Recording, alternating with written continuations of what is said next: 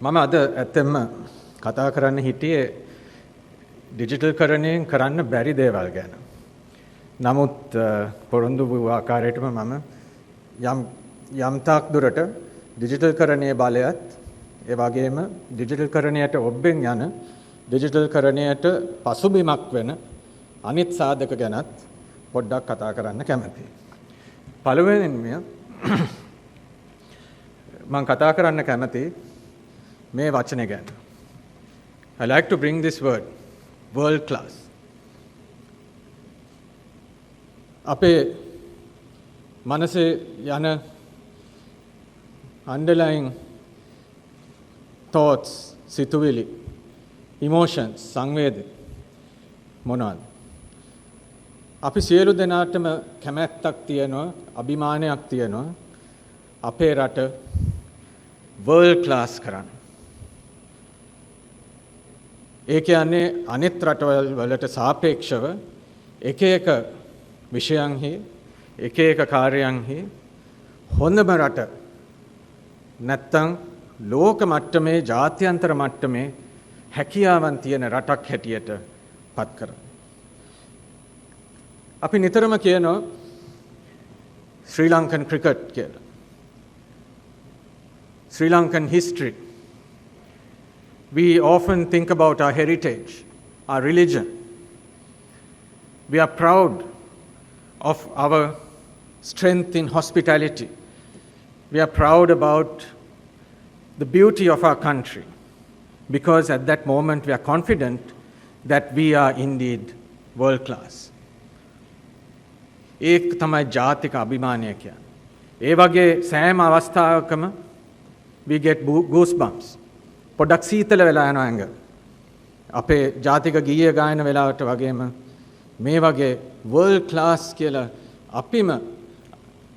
අපි ගැන කියා ගන්න තියෙන සෑම අවස්ථාවකදීම අපිට ලොකු අභිමානයක් එනවා.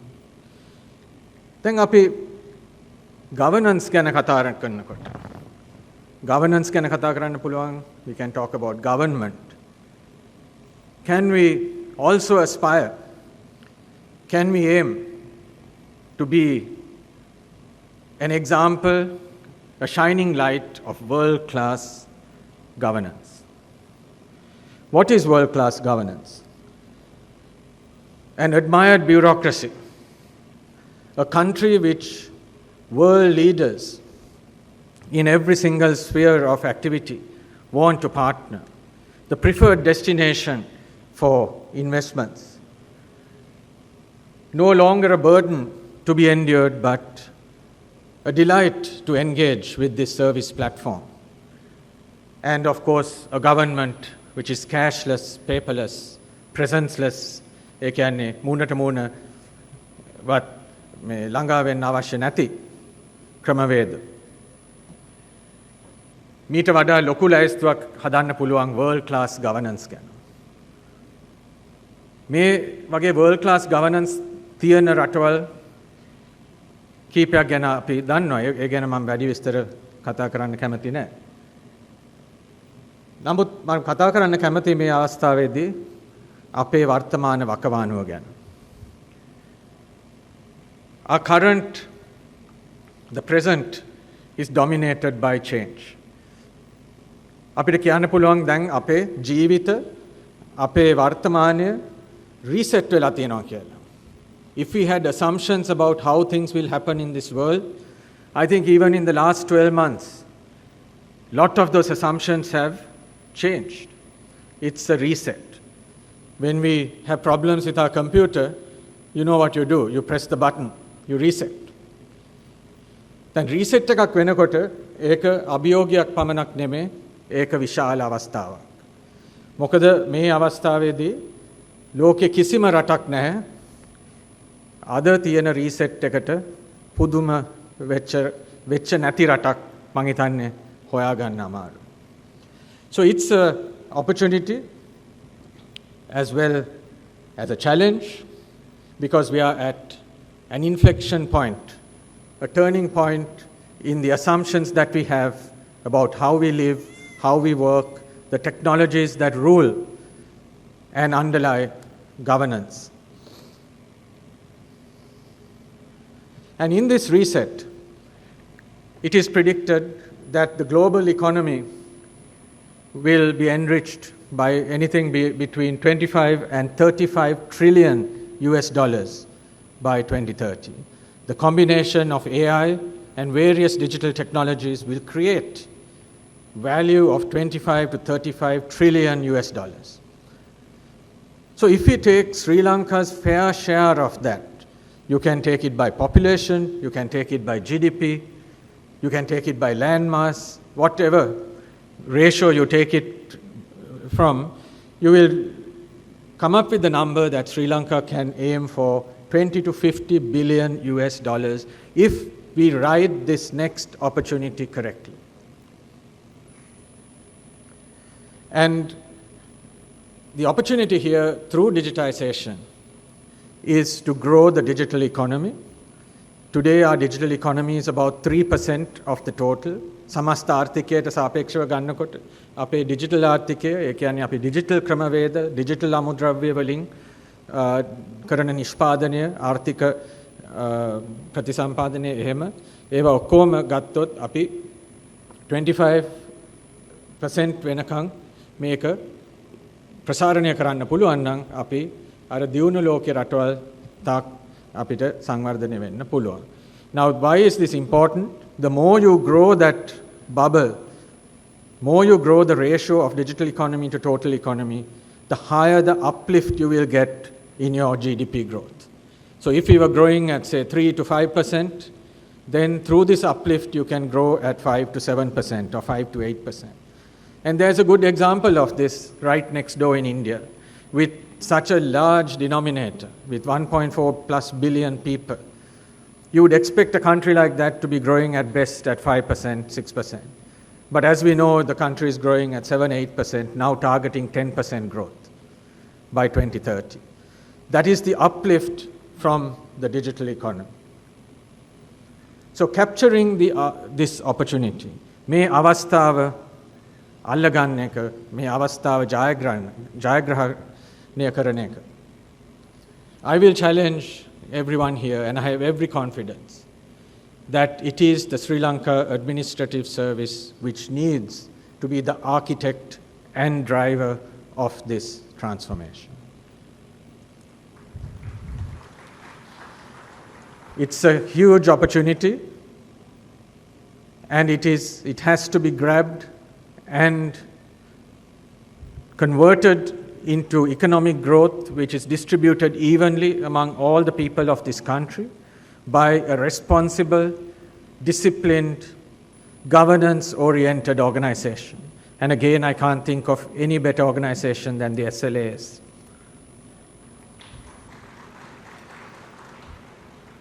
And with that challenge, of course, comes the need to answer some questions.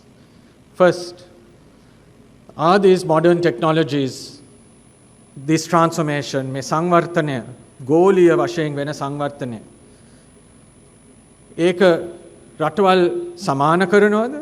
රටවල් අතර ඇති පරතරය තව දුරස් කරනවද කියන ඒ ප්‍රශ්නය ගැන අපි ඊටාම තියුණු ලෙස, සූක්ෂම ලෙස කල්පනා කරන්න ඕන. Because digital, and in particular AI, and when I say digital, there are so many different technologies, I'll come to that in a bit. But digital, and in particular AI, sits at what I would call the epicenter, garbe, epicenter of our economy as well as other economies in the world. And therefore, if you adopt, engage, and capture the benefits of these technologies correctly, you will win. If you don't, you will fall behind. And there has never been an occasion, I believe, in the past where this binary and incisive meaning sharp and cutting, separation between those who adopt and those who don't has not been prevalent before. So our response also has to be fundamental, ප්‍රාථමික ලෙස අපි මේකට ප්‍රතිචාර දක්වන්න ඕනේ මේ අභියෝගයට සහ අවස්ථාවට. decisive, and radical. We cannot put to tomorrow those difficult decisions. And as the SLAS, and I call myself, let me say we, because we are all doing this together, if we don't decide on what is right and what actions we need to take fast and how we win in this new environment, and we don't act fast, and we don't act radically with courage, we will fall into the category of countries which start falling behind. So what we need is a leap to world-class governance. Think of 5 years from today, and you're traveling somewhere in the region. And someone says, oh, you're from Sri Lanka. That someone should say, the civil service in your country is fantastic. I'm amazed at what the civil service in your country has delivered in such a short time. How you have conquered technology in the right way to develop your country, to be competitive globally, and to make lives better for every single citizen of your nation. What they say should go beyond, oh, I visited Sri Lanka, it's a beautiful place, I want to come again. That we hear and we are very proud of. Oh, I watched your cricket team, I'm a great fan. That also we have heard. But this, ladies and gentlemen, is something we as the government sector need to take on as an almost impossible but very doable challenge to do this in 5 years. And there are a few, I'm only going to talk about two to keep things short. There are two models which I think we should start thinking about, which will change how we view our own life in governance. One is to consider our job in building government as a platform. වේදිකාවක් හෝ තටාකයක් හැටියට රජයේ සේවය නිර්මාණය කිරීම. Meaning that we create a foundation for others to multiply value. Meaning that our KPI should be to create facilities, services, very convenient access on one hand, and on the other hand, enable from an investment of, say, 20 from us, that someone else is going to create 80 in value. That is how you get that GDP growth uplift, because digital enables this, where you can put 20, but someone else creates 80. And we don't need to look far. The word platform, what are the platforms you can think of? You can think of Facebook. You can think of Google. These are all platforms.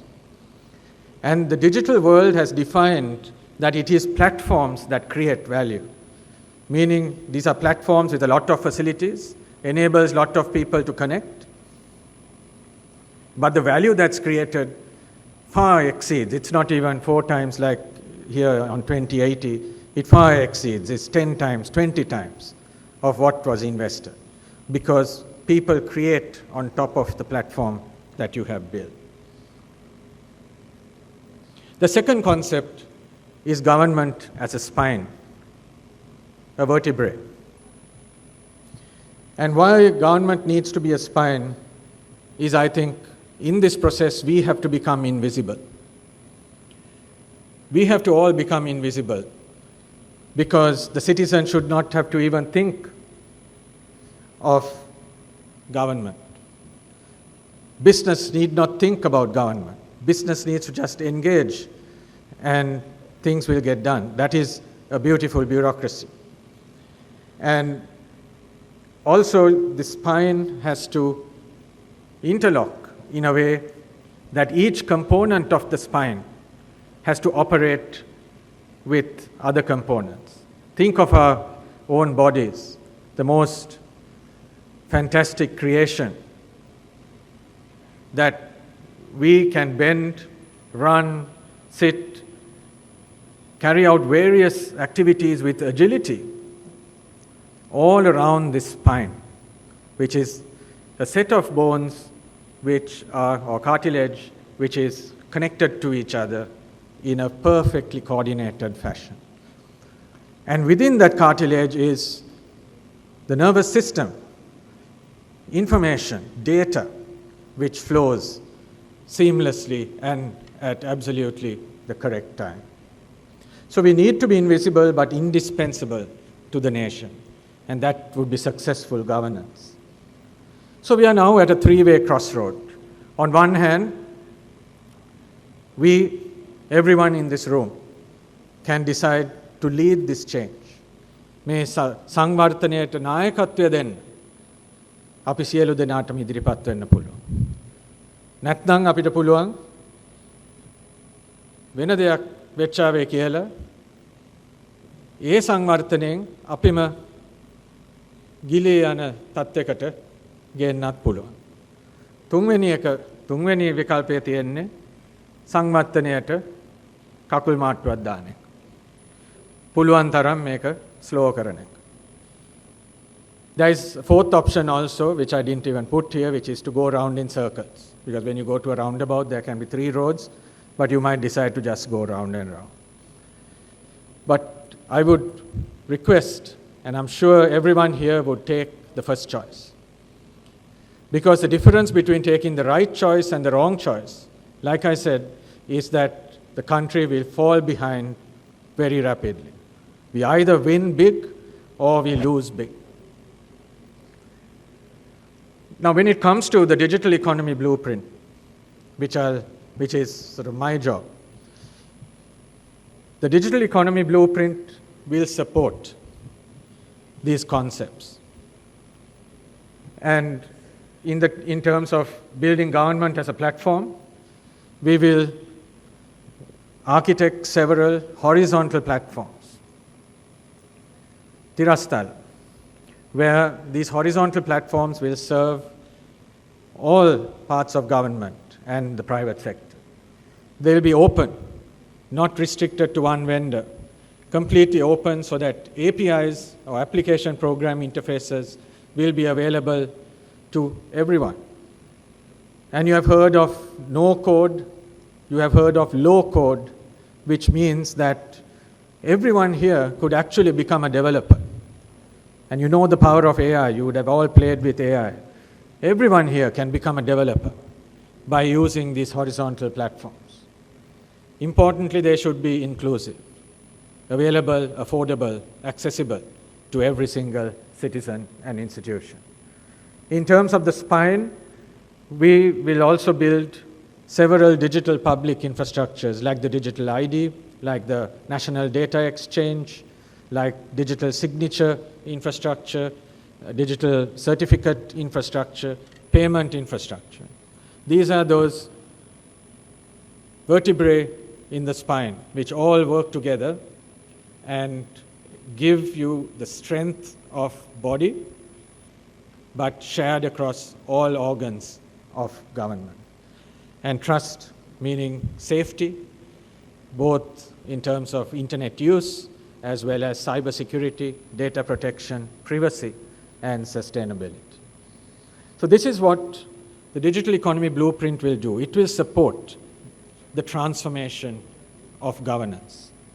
But through this layered architecture, we will see that unless there is transformation in the way we work, in this architecture, what you need to take note of is that they are all horizontal. There is digital infrastructure, digital යතිතල පහසුකම් තියෙනවා යටම මට්ටමේ. මේකේ broadband පද්ධති, broadband ජාල, ඒ වගේම cloud යටිතල පහසුකම්, cyber security පද්ධති. ඊට ඉහළින් තියෙනවා digital public infrastructure නැත්නම් පොදු යටිතල පහසුකම්. එතනදී තමයි මම කලිනුත් කියපු විදිහට payment systems, identity systems, data exchange වගේ යටිතල පහසුකම්. මෙතනින් ඉහළට API මාර්ගයෙන් මේ යටිතල පහසුකම් වල තියෙන සෑම හැකියාවක්ම පොදුවේ සෑම ආයතනයකටම පුද්ගලයකටම විවෘතව ලබා ගන්න පුළුවන්. එතකොට අපිට සැබෑවීම ඕපන් ආකිටෙක්චර් එකක් හැදෙනවා. එතනින් ඉහළට තියෙන්නේ එක එක ආයතන වලින් හදන මෘදුකාංග වෙන්න පුළුවන් නැත්නම් සිස්ටම්ස් හෝ විශේෂ සේවා වෙන්න පුළුවන්. Importantly, this is wrapped by the fundamentals of inclusion, trust and governance, policy, regulation, new institutions, and also capacity building and sustainability. I won't spend too much time on this blueprint. I've had the great opportunity of meeting several ministries, and we'll be meeting all the ministries and large institutions along the way. But what we need to take away from this is the structure. That we move more in the direction of horizontal sharing and less siloed proprietary systems, so that we can share our investments across a much larger area of government. But while we can support the transformation, digital ආර්ථික උපාය මාර්ගයෙන් සංවර්ධනයට සහායක් සහ පදනමක් ලබා දෙන්න පුළුවන් වේවි කියලා මම හිතනවා. නමුත් සංවර්ධනයට තියෙන ලොකුම අභියෝගය තමයි අපිම වෙනස් වෙන එක. අපිම සංවර්ධනය අන්තර්ගත කිරීම, internalize transformation within ourselves. We have to change our mindset, our working cultures. We have to be ready to simplify things, because the more complex things are, we feel we have more power. The larger the system, the larger the process, we have more power. That thinking has to go. Simplify things. We have to prioritize service experience. We have to ensure citizens and businesses that deal with us are delighted. It should give us great pride when someone says, dealing with your government was such a pleasure. I didn't even know that I was dealing with the government, my activity got done. I will definitely invest in your country. Or the man or woman from a village who can get something done without traveling miles to a city. Get it done either via a device or to go to the closest Kadamandia and get a transaction done with government with the help of the Mudalali. This is the delight, me truptiya, paribogika truptiya nattan puravasi truptiya saha ayatanika truptiya.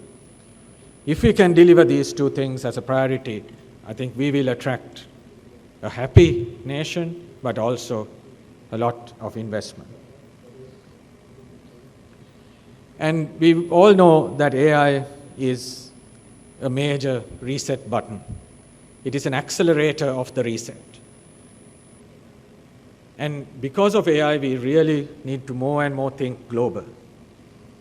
සාපේක්ෂව හිතන්න ඕනේ. අභ්‍යන්තරව හිතන එකට අමතරව. Because if we look only internally, we will set ourselves milestones for ourselves. We will think we are doing very well because we delivered our budget for next year. But unless we think, how is everybody else doing out there in the world, we will continue to fall behind. We will not be world class in governance. And to remember that AI is not here to replace the human. AI is here to take away what slows you down. There is no excuse now not to do things at AI speed. And in this world-class governance environment, we will have 4 main transformation dimensions, which everyone here in this room needs to accept as a challenge. Delivering citizen and business experience, process excellence, changing the way we do things, looking after our people through this phenomenal transformation. Because we here are at senior levels in government. But there will be thousands behind us, hundreds of thousands, who are afraid, who see this digital revolution as something unimaginable. And it is our duty to help every single citizen through the change. That is change management. And last but not least, digital meaning technical capabilities. I put this last because that is the least important. First, it is leadership. It is all of you here who can lead this transformation. Second is your will to change and deliver a complete escalation in terms of efficiency, productivity, and economic growth for our country.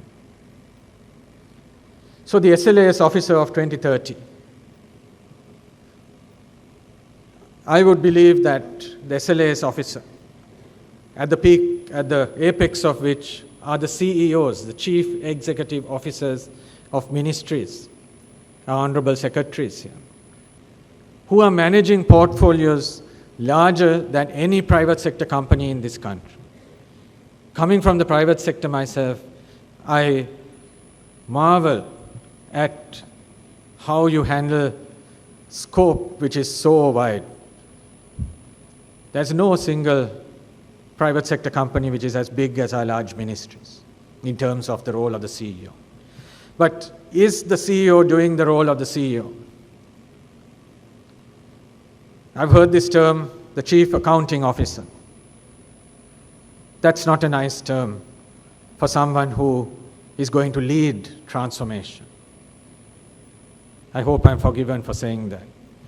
But from when we reach 2030,